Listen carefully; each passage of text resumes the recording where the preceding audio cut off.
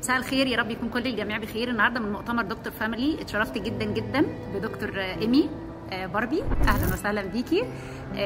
حابه النهارده كده تقولي لنا قرار الدايت قرار صعب؟ لما بيجيلك البيشنت في العياده بيبقى القرار صعب ولا بيبقى الموضوع سهل بالنسبه لهم؟ قرار الدايت ده مش قرار بيبقى صعب نهائي، هو بس قرار المفروض ان انت تاخديه عشان تغيري من حياتك للافضل. فاحنا بنبدا مع بعض واحده واحده عشان تحسي ان الدنيا بالنسبه لك سهله. يعني النظام الغذائي هو مش نظام حرمان نهائي، احنا بنظبط النظام اللي بنمشي عليه وبنحدد الكميات اللي احنا هناكلها وما بنتحرمش من حاجه. قرار الدايت مش صعب نهائي. طبعا احنا دايما بنقول التغذيه اسلوب حياه، ودكتور باربي طبعا متفقه معايا جدا في الموضوع دوت.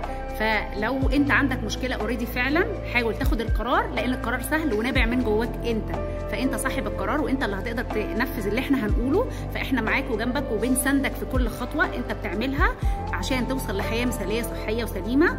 ودمتم بالف خير ودمتم بصحه.